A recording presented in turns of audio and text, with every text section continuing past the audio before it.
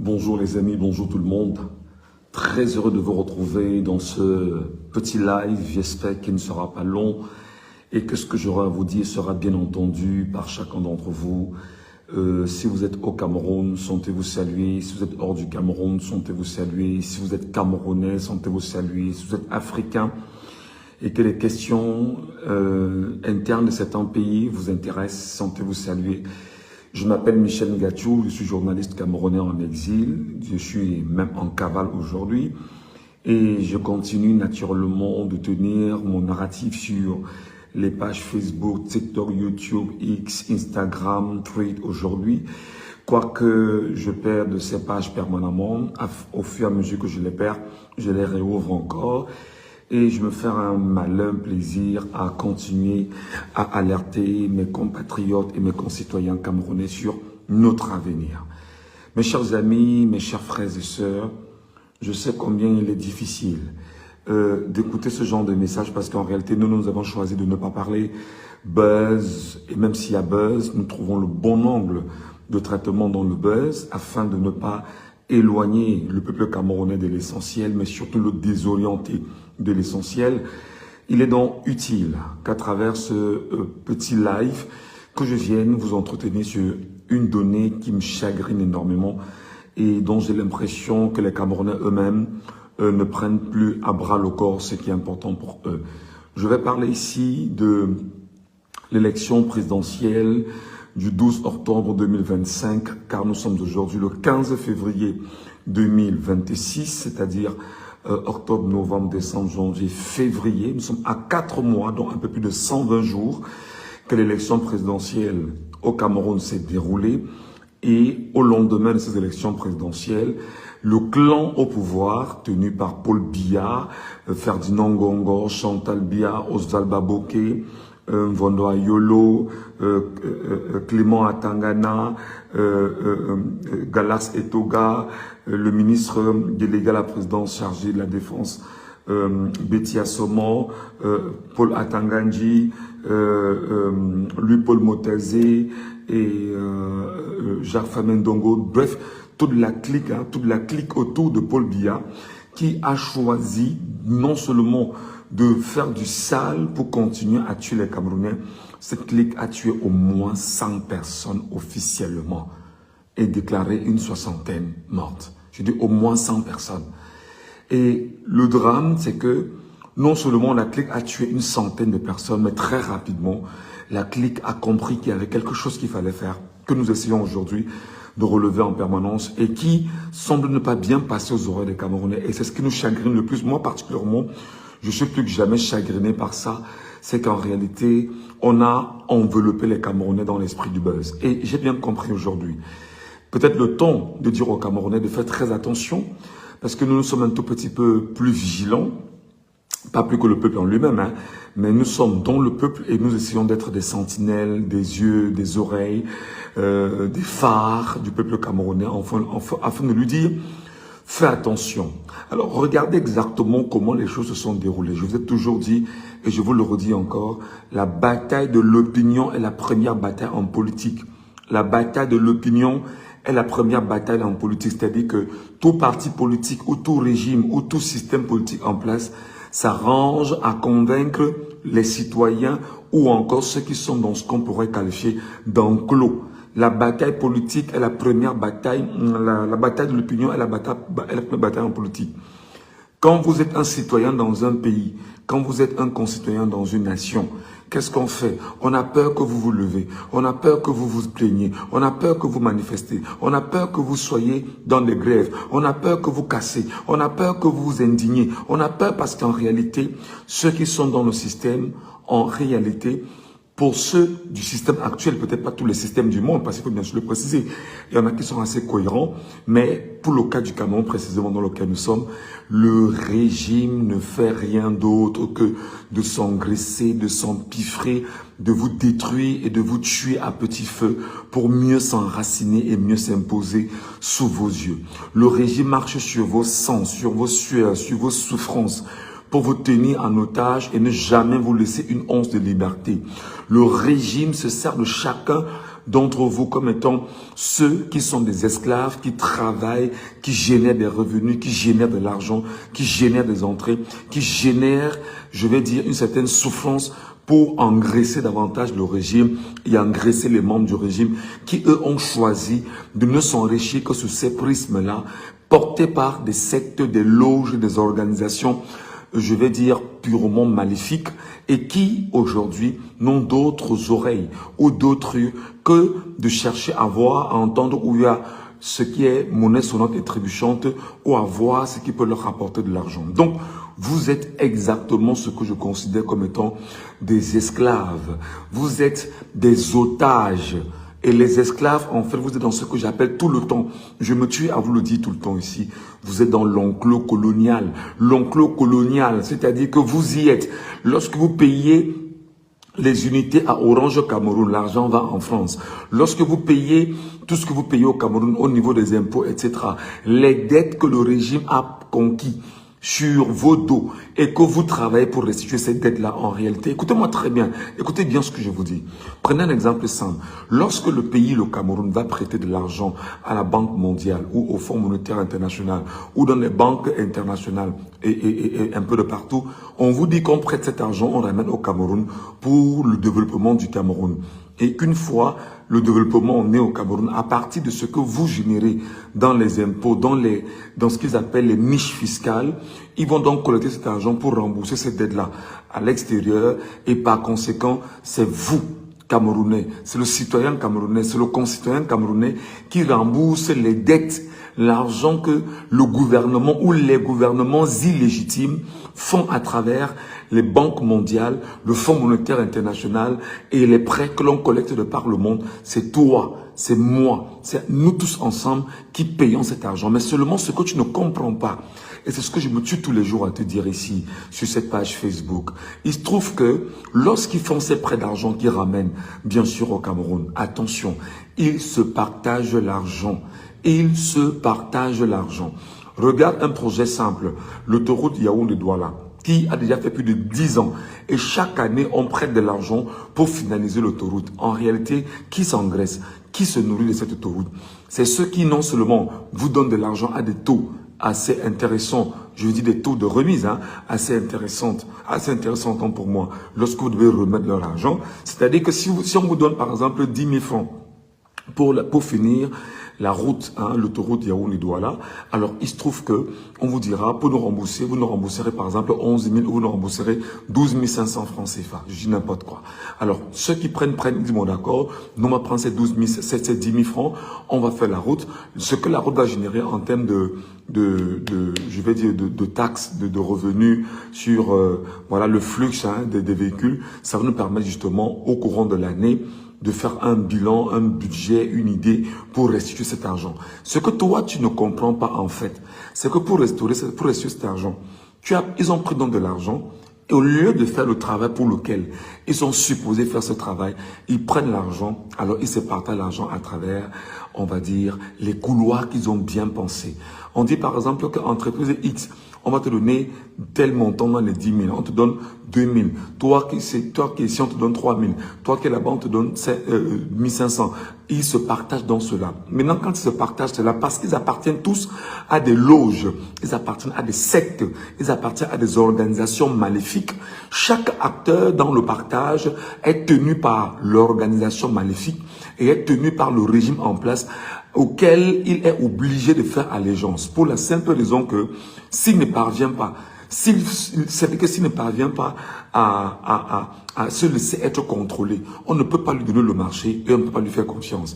Alors, il ne faut donc pas qu'il soit celui qui viendra trahir les autres pour dire, tu m'as trahi dans ce que je suis en train de prendre, pourtant toi-même tu as pris comme moi, et par ricochet, l'argent qu'ils ont pris donc pour faire seulement l'autoroute Yaoundé-Douala, ils ne pourront plus faire l'autoroute convenablement parce qu'ils se sont arrangés dans une organisation mafieuse, que chacun puisse voler sa part d'argent, s'engraisser, se nourrir et se sentir bien où il est, sans s'indigner de ce que non seulement plus le temps va passer, la dette va augmenter, le temps va passer, le projet ne sera pas réalisé, le temps va passer, les peuples vont souffrir et le peuple va souffrir davantage. Le temps va passer, le projet ne sera pas réalisé et par ricochet, le développement ne pourra pas suivre. Voilà en quelques mots ce que vous devez retenir de ce qu'ils font de votre argent. Et ils font donc de chacun d'entre vous des esclaves. Et je vais vous expliquer. Maintenant, pour restituer l'argent, qu'est-ce qui se passe? Lorsque tu achètes un bout de pain, lorsque tu achètes le pain de 120 ou de 150, dans ces 150, dans l'argent que toi, tu as généré, tu donnes de l'argent aux boutiques et tu achètes le pain. Dans cet argent, il y a l'argent effectivement qui a été généré par la boulangerie. Il y a l'argent qui est généré par le boutique qui est en question. Il y a l'argent qui est généré par les importateurs de farine. Il y a l'argent qui est généré par... C'est-à-dire que tu n'imagines pas tout ce qu'il y a autour du bout de pain de 150 francs que tu achètes. En réalité, qui doit te revenir dans les normes à minimalement 20 francs ou 25 francs. Mais il y a une succession de taxes qui est là, qui t'amène à acheter le bout de pain à 150 francs. Parce qu'en réalité, il s'arrange à prendre de l'argent, effectivement, t'amener toi à générer de l'argent pour rembourser. Je te prends encore un cas simple. Lorsqu'on te dit que l'argent du contribuable camerounais doit être nécessaire pour payer les dettes extérieures, en réalité, ça veut dire que toi qui as une petite boutique, quand tu payes tes taxes, tu payes tes impôts, tu payes tout ce que tu payes, l'argent là, on collecte tout cet argent dans une caisse centralisée au niveau du Trésor national au Cameroun et on regarde dans les priorités d'investissement et les priorités de dette. Voilà comment on prend donc l'argent que toi tu as généré. Toi, Camerounais, que tu as généré, on verse dans les caisses de l'État pour restituer les dettes. Mais seulement ce que tu ne comprends pas encore jusqu'ici, c'est que quand toi, tu as donné ta part de contribution pour protéger et pour le développement de l'État, l'argent là, encore au niveau des impôts, est détourné. L'argent au niveau du ministère des finances est détourné. L'argent là est détourné à tous les niveaux. C'est-à-dire que c'est une organisation mafieuse qui est au Cameroun, qui est telle que tout ce que tu bosses, tout ce que tu génères comme argent et que tu estimes que non, je suis un citoyen normal, je vais m'acquitter de mes engagements, je paye mes taxes, je paye mes patentes, je paye mes impôts, je paye mon assurance, je paye ci, je paye ça. Alors, il se trouve que quand tu fais le versement, le même système au pouvoir, c'est-à-dire les mêmes hommes qui sont chacun placés à chaque endroit, et ils s'arrangent encore à détourner l'argent que toi tu as cotisé et que tu as contribué pour le bonheur du Cameroun. Est-ce que tu comprends ce que je te dis? Est-ce que tu entends ce que je dis? Est-ce que tu intègres ce que je dis? Donc, tu te rends compte globalement qu'ici tu deviens un esclave. Ici, tu deviens celui qui génère et d'autres mangent. Ici, tu deviens celui qui génère et ceux qui sont dans le système siphonnent et se partagent cela entre eux.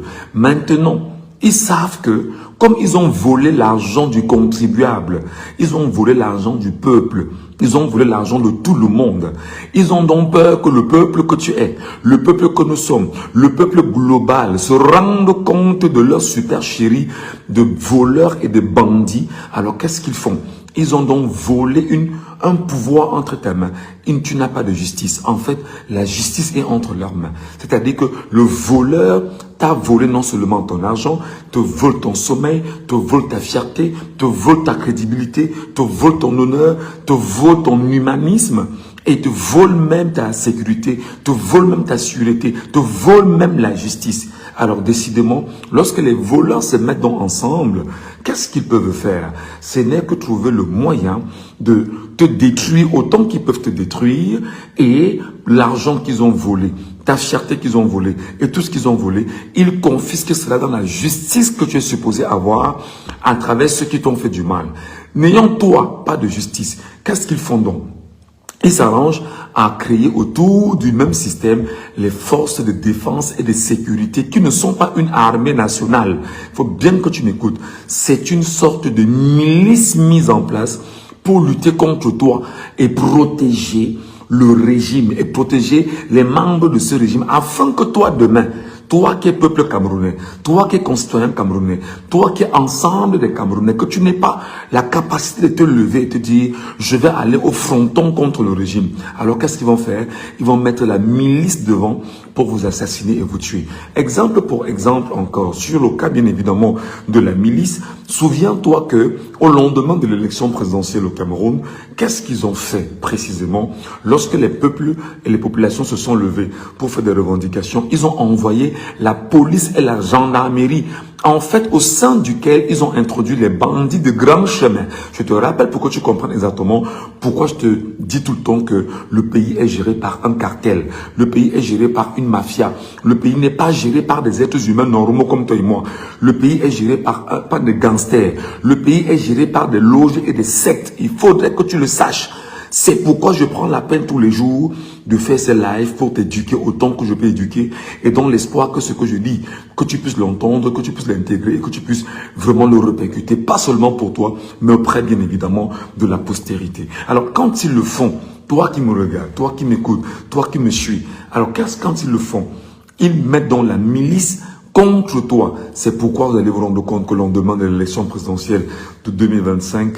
Qu'est-ce qui s'est passé? Ils ont tué une centaine de Camerounais parce que ils ont créé un mur entre vous, le peuple camerounais, et eux, les membres du régime en place, pour se protéger. Ce mur, donc, ce sont les membres, c'est ce qu'on appelle la police et la gendarmerie, l'armée globalement, pour lutter contre vous. Donc maintenant, vous allez vous rendre compte, mes chers amis, que la lutte ne se gère plus entre l'État du Cameroun contre des velléités extérieures contre le Cameroun. Non. La lutte se gère contre le système au Cameroun qui lutte contre le peuple camerounais et qui est déterminé à empêcher le peuple camerounais à venir lui régler ses comptes. Et si le vrai problème n'était pas seulement la pauvreté, mais le système qui organise cette pauvreté? Et si derrière chaque taxe, chaque dette, chaque projet inachevé, il existait un mécanisme bien huilé qui transforme l'effort du citoyen en privilège pour une minorité? Voilà la question centrale que soulève Michel Ngachou dans ses déclarations. Une question dérangeante, une question sensible, mais une question qu'on ne peut pas balayer d'un revers de la main. Dans cette analyse, nous allons examiner ces propos avec recul, esprit critique et objectivité. Le but n'est pas d'insulter ni d'enflammer. Le but est de comprendre. Comprendre les accusations. Comprendre le contexte. Comprendre les enjeux. Michel Ngachou se présente comme journaliste en exil. Il affirme continuer à alerter ses compatriotes malgré la perte répétée de ses plateformes numériques. Dès le départ, son discours repose sur une posture d'alerte. Il se voit comme une sentinelle, un observateur engagé qui tente d'éveiller les consciences. Ce positionnement est important, car il donne le ton. Il ne parle pas comme un simple commentateur, mais comme quelqu'un qui estime que le pays est en danger systémique. Son analyse tourne principalement autour de l'élection présidentielle du 12 octobre 2025 et du fonctionnement du pouvoir autour de Paul Biya. Il cite plusieurs figures du régime qu'il associe à un clan organisé. Son accusation centrale est claire. Selon lui, le système en place fonctionnerait davantage pour préserver ses intérêts que pour servir la population. Il insiste fortement sur ce qu'il appelle la bataille de l'opinion. Sur ce point, son analyse rejoint un principe reconnu en sciences politiques. Le contrôle du récit public est stratégique. Dans tous les pays, majorité et opposition cherchent à influencer l'opinion. La communication politique est une arme. Là-dessus, son propos n'est pas isolé. La question devient donc, y a-t-il manipulation organisée ou simple stratégie politique classique? Là où son discours devient plus accusatoire, c'est lorsqu'il affirme que le régime s'engraisse pendant que le peuple souffre. Il évoque la dette publique, les prêts contractés auprès d'institutions comme la Banque mondiale ou le FMI, et explique que ce sont les contribuables qui remboursent. Sur le principe économique, il a raison. Dans n'importe quel pays, la dette publique est remboursée par les recettes de l'État, donc indirectement par les citoyens à travers les impôts. Mais l'accusation va plus loin. Il parle de détournement systématique, de partage de fonds, d'organisation mafieuse. Là, nous entrons dans le domaine des allégations graves. Sans décision judiciaire définitive ou preuve formelle présentée publiquement, ces affirmations relèvent de l'opinion politique. Elles traduisent une perception de corruption généralisée, perception qui existe chez une partie de la population, mais qui mérite toujours d'être examinée avec prudence et esprit critique. Il prend l'exemple de l'autoroute Yaoundé-Douala pour illustrer son propos sur les retards et les coûts. Il est vrai que certains grands projets d'infrastructure au Cameroun ont connu des retards et des révisions budgétaires. Ces retards alimentent naturellement les soupçons et les frustrations. Cependant, les retards peuvent aussi s'expliquer par des contraintes techniques, financières ou administratives. La vérité complète exige des audits indépendants, des rapports publics transparents et contradictoires. Son argument central est que le citoyen paye deux fois. D'abord par les impôts, ensuite par les effets indirects des dettes et des taxes intégrées dans les prix des biens de consommation. Sur le plan économique, il est exact que les taxes influencent les prix finaux. Mais affirmer que l'intégralité du système serait conçue uniquement pour appauvrir nécessite des preuves solides. Michel Ngachou emploie également des termes forts comme esclavage, enclos colonial, milice. Ces expressions sont puissantes émotionnellement. Elles visent à provoquer une prise de conscience, mais elles peuvent aussi polariser le débat. Dans une analyse objective, il faut distinguer le ressenti populaire, qui peut être légitime face aux difficultés économiques, des qualifications juridiques précises. Lorsqu'il évoque la répression post-électorale et parle de victimes, cela touche un point sensible. Toute perte de vie humaine est grave. Toute gestion sécuritaire d'une contestation doit être encadrée par la loi et le respect des droits humains. Mais encore une fois, les chiffres et responsabilités doivent être établis par des enquêtes crédibles et indépendantes. Son discours repose sur une logique simple. Le peuple produit, une élite profite. Cette grille de lecture est fréquente dans les sociétés où les inégalités sont visibles. La vraie question à se poser est la suivante. Quelles sont les données officielles sur la redistribution, les investissements publics, la lutte contre la corruption? Quelles sont les réformes engagées? Quelles sont les limites structurelles de l'économie camerounaise? Une analyse sérieuse ne doit ni diaboliser systématiquement, ni blanchir aveuglément. Elle doit comparer les accusations aux faits vérifiables. Elle doit examiner les rapports de la Cour des comptes, les lois de finances, les rapports des partenaires internationaux. Elle doit aussi écouter les contre-arguments du pouvoir. Ce qui ressort fortement de ces propos, c'est une fracture de confiance. Et lorsqu'un peuple ne fait plus confiance à ses institutions, le débat devient explosif. La solution ne peut pas être l'insulte ou la violence. Elle doit passer par plus de transparence, plus de débats contradictoires, plus d'accès à l'information. Si vous trouvez cette analyse utile, prenez une seconde pour vous abonner à la chaîne. Abonnez-vous, commentez avec respect, partagez cette vidéo pour que le débat reste basé sur les faits et non sur les rumeurs. Plus nous échangeons de manière responsable, plus nous renforçons la maturité démocratique. Le Cameroun traverse des défis économiques, sociaux et politiques réels. La dette, le chômage, le coût de la vie, les tensions politiques sont des sujets concrets. Les critiques comme celle de Michel Ngachou expriment un malaise. Mais pour transformer le malaise en solution, il faut dépasser la colère et entrer dans l'analyse structurée. La bataille de l'opinion existe. La communication politique existe. Les frustrations existent.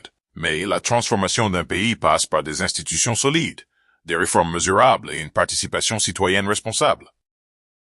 La question finale est simple. Comment construire un système plus transparent, plus efficace et plus équitable, sans tomber dans l'extrême ou la désinformation? Le débat reste ouvert. À vous la parole en commentaire. Partagez votre point de vue avec respect. Abonnez-vous pour ne manquer aucune analyse approfondie. Et surtout, partagez cette vidéo pour informer le maximum de personnes de manière responsable et constructive.